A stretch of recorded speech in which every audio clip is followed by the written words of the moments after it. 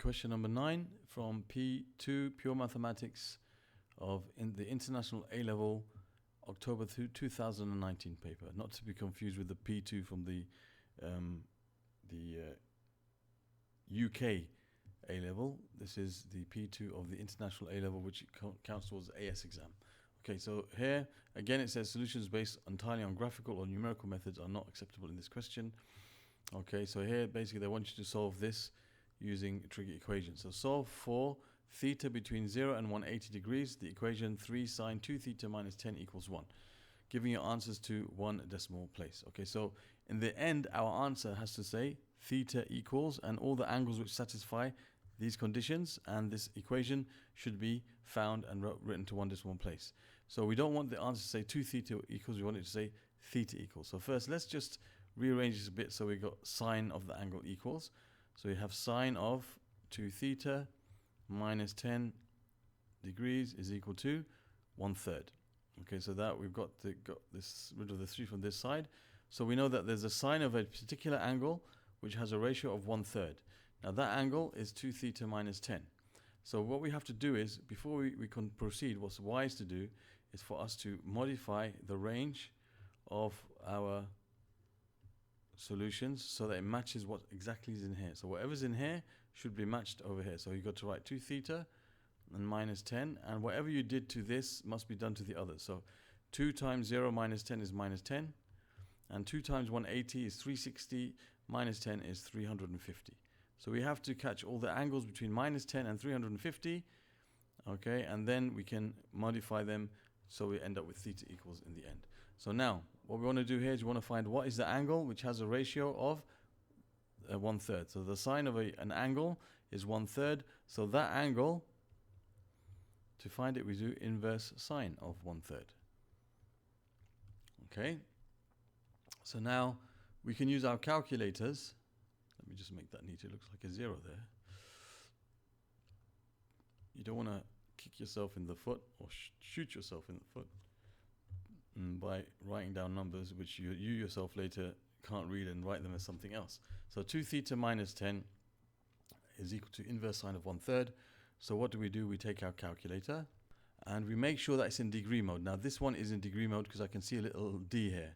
But in case you're not sure how to turn a calculator like this into degree mode, you can press the shift button and you can press the menu button and you go to angle unit and then you choose 1 for degrees, and it's in degree mode then if it wasn't. Okay, so now you can find what is the angle which has the ratio of 1/3 for its sine ratio. So you press inverse or shift sine and you put in 1/3 and then you press equals, and it gives you the main angle for sine. That gives you the main angle, what's called the principal solution. So we can say 2 theta minus 10 equals 19.471. What I'm going to do is I'm going to store this under A. So this is stored under my memory in A in case I need it again. So 2 theta minus 10 degrees is equal to 19.471. 19.471 degrees. All right, that's the first angle. It's within our range. That's fine. And even if it wasn't within our range, we could still use it to find other angles in our range, which we'll go through probably in other videos.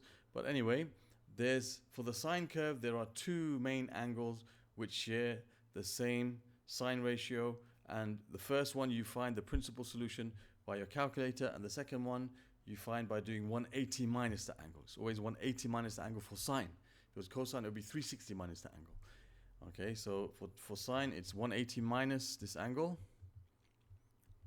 which gives you 160.529. I'll write 160.529, 160.529. So I will always write down these 2 main angles. Even if any of them are not in the range, I would still write them down in order for us to find the other angles in the range. They help us to find other angles within the range.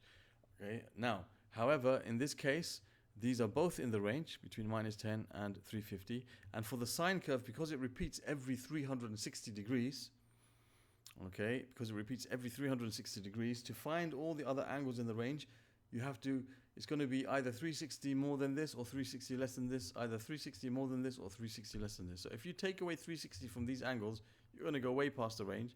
And if you add 360 to these angles, well, you're going to go, again, way past the range. So these are the only two angles within the range which satisfy our modified limits. Now, we have to write our answer not as 2 theta minus 10, but as theta equals. So what we have to do is, we have to solve this equation. So we have to get rid of the minus 10 by adding 10 to both sides. So I'm going to do this like kind of separately. So 19.471 plus 10, and then I have to divide by 2. And I've got to do the same for all the angles that are here. So 160.529 plus 10, and then divided by 2. So I can go to here. I'll start with the second angle as it's already there. So I'm going to have 160.52 whatever plus 10 equals divided by 2. Always press equals before dividing by 2, otherwise you'll be adding 5 to this answer. That gives you 85.264. 85.264 degrees. And the other angle, well, we've got it stored here. So I'll go to recall an A. And you're going to do plus 10. Whoops. Okay, plus 10 and divided by 2. So that should give me, that's going to be 20.47 divided, so it should be 10 point something, 14 point something. Yeah, 29 point, yeah, that's right. 14.735, 14.735. Okay, 736, all right. Of course, it continues after that. Okay, so those are the two angles which we have to round in the end to one decimal place. So we're going to get theta equals 14.7 degrees and 85.3 degrees. And there we have the solutions to question number 9, part 1. Okay, so the important thing here is for us to make sure we modify the range so we catch all the solutions within the range. And secondly, to modify the answer once we've finished. Okay, now remember the sine curve, as I said, to find the other main angle, you have to do 180 minus angle found, and then 360s after that, and 360s before those angles will be the other solutions if those are in the range. If it was cosine, you would do 360 minus the main angle, and if it was tan, you would just add 180 to each of the angles. Okay, we can go through that in more detail in other videos. Now I've got to do part 2. I think I'll put it on the other page. Yeah, it says the first 3 terms of an arithmetic sequence are, and they say sine alpha, 1 over tan alpha, and 2 sine alpha, where a is a constant, show that 2 cosine alpha equals 3 sine squared alpha. So if it's an arithmetic sequence, okay, so the important point here is arithmetic. That means you have to add the same amount each time to get to the next term. So arithmetic series has a common difference, and the common difference is going to be a term take away the previous term. So 1 over tan alpha minus sine alpha is a common difference. And also, you can say that 2 sine alpha minus 1 over tan alpha is also the common difference. So if I have the second term minus the first term, it should give me the same difference as the third term minus second term, because you've got to add the same things. So from this I can form an equation. I can say 1 over tan alpha minus sine alpha has to give me the same result as 2 sine alpha minus 1 over tan alpha. Now, how do I show that this becomes that? Now, first thing you can notice, in these type of questions, a lot of students, they get confused. They don't know what to do. They're like, how am I going to do this? And they think it's some sort of guessing game that you just have to just try different things and, suddenly it will come there, if you're lucky enough. But it's not really a guessing game. You cannot see the whole road before you take the steps. You take one step at a time, but your steps are based on some sort of logic. And if you follow that logic, you'll get to the answer. Like climbing a mountain. When you're climbing a mountain, you can see the summit of the mountain, but you don't know how you're going to get there. So we can see the summit of the mountain, but we don't know how we're going to get there. But we know that we could just take one sensible step at a time, keeping the goal in mind as we're taking the steps, we will get there. All right. So the first thing I can see is in the what we have to show, what we have to end up with, there is no tan alpha. It's just sine and cosine. So the sensible thing to do would be to use the identity, which we should all know, that tan of an angle is equal to the sine of an angle divided by the cosine of an angle. So 1 over tan alpha is the reciprocal of this. So we can write this as cosine alpha over sine alpha. instead of 1 over tan alpha. So the reciprocal of tan alpha would be cosine alpha over sine alpha. Minus sine alpha equals, and here you're going to have 2 times sine alpha, and again you have minus, and this will be the same thing, cosine alpha over sine alpha. So now we've kind of like got one step further. We've got rid of the tans, we've got sines and cosines, and what we can notice here, there are like terms. For example, this term and this term are like terms, so let's bring them together. This term and that term are like terms, let's bring them together. So you have cosine alpha over sine alpha. I'll just show all the steps carefully so you can see. Cosine alpha over sine alpha plus another cosine alpha over sine alpha equals, and I'm going to add this one to both sides, 2 sine alpha plus sine alpha. And this will give us 2 cosine alpha over sine alpha equals 3 sine alpha, and we're almost there. Let me just move this stuff down here a bit. We're almost there now. Here we can see the goal, the summit there. If we multiply both sides by sine alpha, we're left with 2 cosine alpha is equal to 3 sine squared alpha, and there we have shown what we have to show. Okay, so it's important for you, as I said, to not get, a lot of students, they like look at a question like this and they get disheartened and think, how am I going to get from this to that? I mean, how on earth is this going to become that? And as I said, there's some logic behind it. Get rid of the tan, make it sine over cosine, which then is a reciprocal cosine over sine. And then you can see very clearly there's like terms. You bring them together and then the picture becomes clear. Okay, so that's the answer for part A of question 9, part 2. And part B of question 9, part 2, it says, given that alpha is between pi and 2 pi, find showing all working the value of alpha to 3 decimal places. Now, a very important point here is, here they said part A, show that 2 cosine alpha equals 3 sine squared alpha. Okay, so they told us to show that. So we already know that 2 cosine alpha equals 3 sine squared alpha. Now, some students feel that if they did not prove it, then they don't deserve to use this answer in the next part of the question, and they skip it and go on because they couldn't do part A, they can't do part B. Well, if you couldn't do part A, you can use, one of the reasons why they say show that, okay, is that you can use this in the next part and you won't lose, you might lose these 3 marks, but you could may well gain these 5 marks. So don't throw away more marks than is necessary. You can use the answer to part A and you can go and solve part B. Now, in this case, what we want to do is we want to make them into the same ratio. Okay, make them into the same ratio so that we can then go ahead and solve. Now, what some people might do is do something that's wrong. They might say, okay, if I divide by cosine, no, actually that won't even work here, but no problem. We'll just do it. Basically, there's another very, very important identity, which is sine squared theta plus cosine squared theta equals 1. Okay, and we can use this identity to switch between sine squared and cosine squared. So I want to have a ratio with just one trig ratio in it. I want to have an equation, with just one trig ratio in it. Then I can go ahead and solve it like I did on this page. We had this quadratic. No, we didn't. We haven't got there yet. Sorry. I don't know what I'm talking about there. Sorry. Ignore that. So yeah, so we want to have an equation which has just one ratio in it. So for example, what we can do here is we can change one of these into the other. So I can change cosine alpha into something to do with sine alpha, or sine squared alpha into something to do with cosine squared alpha. Now, because our identity has squared, items in it, it's much easier for me to say, let's call sine squared alpha 1 minus cosine squared alpha, or theta in this case. So here you're going to change the sine squared alpha to 1 minus cosine squared alpha. Okay, so you have 2 cosine alpha equals 3 times. I'll change this to 1 minus cosine squared alpha, and that will make my life easy because I have the same ratio. To change cosine alpha into sine alpha, don't make the mistake that some people say, cosine theta is 1 minus sine theta. That's not correct. It's cosine squared theta is 1 minus sine squared theta. There's a big difference. Okay, you can't do that, all right?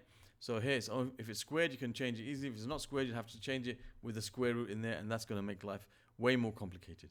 So let's now expand the bracket. So you have 2 cosine alpha equals 3 minus 3 cosine squared alpha.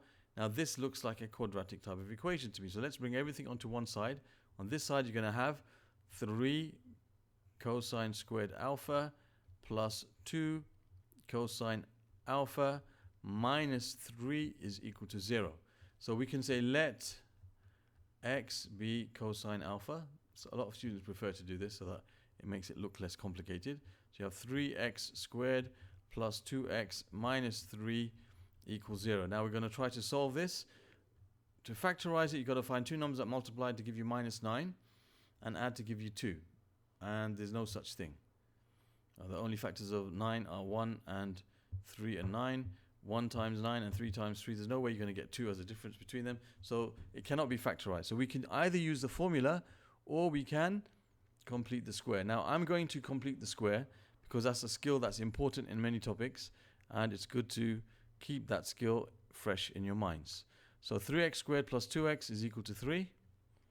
Okay, and now what I can do is, because it's an equation, I can make life easier by dividing everything by 3 because I just want to have x squared. So x squared plus 2/3 x is equal to 1. All right, so that's if it's an equation. If it was an expression, I wouldn't be able to do that. I would have had to take the 3 out of these two, and then I would have had to do some other stuff. So this is an equation, so it makes life a bit easier. You can divide or multiply both sides by the same number. You can add things and subtract things from both sides. Makes life easier. Now I've got it ready to complete the square. It should say x squared, 1x squared before you complete the square. So to complete the square, you're going to have a square bracket that's squared, and then you're going to say x plus, and you have a half of this coefficient. Now a half of 2/3 is 1/3. And then you take away the square of this term, which is 1/9. And that's equal to 1. And the reason why you take away the square of this term, because if I squared this bracket, I'll get x squared plus a third x plus another third x, which gives me my 2/3 x. But then I'll have plus 1/9, which is 1/3 squared. I don't want the 1/9, it's not there, so I have to take it away. Now I can say x plus a third squared is equal to 1 plus 1/9, okay, which is going to be, that's 9/9, that's 10/9. So then I can say x plus 3 is equal to plus or minus the square root of 10/3. Okay, the square root of 9 is 3. So x is equal to, well, what is it, x plus 3? Sorry about that. Getting tired. This is x plus a third. That was x plus a third equals. So you say x plus, or x equals minus a third plus or minus the square root of 10/3, which then becomes x equals, as one fraction, minus 1 plus or minus the square root of 10 all over 3. So we have two solutions, okay, for this. Now what we're going to do is we're going to take this solution on the other side and continue. So x equals minus 1 plus or minus root 10/3. So x equals minus 1 plus or minus the square root of 10 all over 3. Okay, now, okay, so we said let x equals cosine alpha. So we have now cosine alpha equals either minus 1 plus or minus the square root of 10/3. So it's either the plus, or we can say cosine alpha is equal to minus 1 minus the square root of 10/3. Okay, and we're going to be dealing in radians because the question told us to find the solutions between pi and 2 pi. Between pi and 2 pi. So alpha is between pi and 2 pi. Okay, so now we need our calculator now to find alpha. So alpha is equal to. So now what a good idea for us now is, first of all, make sure we change it into radian mode because we can deal with radians now in terms of pi. So put 2. That's the first step. Second step is what I always do is I'll write down the value of pi, which we know is 3.142, and the value of 2 pi, which is going to be 6.284, just multiplied by 2. And I know my answers must be within this range in the end. Okay, there's no modification needed because our original formula had just alpha in it. Okay, the original formula was like this. Okay, it didn't have 2 alpha or 3 alpha or half alpha, so that's fine. No modification needed there for the range. So now we have to just stick this in our calculator and try to get the right answers. So we're going to have minus 1 minus 1 plus the square root of 10 over 3. Okay, so we're going to do inverse cosine of the answer. That gives us 0.765. Okay, which is outside of the range. Hold on, let me just do it like this. I'll do it like this. Inverse cosine of minus, we'll just make it easier for the other ones, plus root 10 over 3. Okay, so that gives us 0.765899. Let me just see, what did it say? Giving you answers to 3 decimal places. So I should write it to more than 3 decimal places and then round it at the end. So 0.76899, I'll write it like that.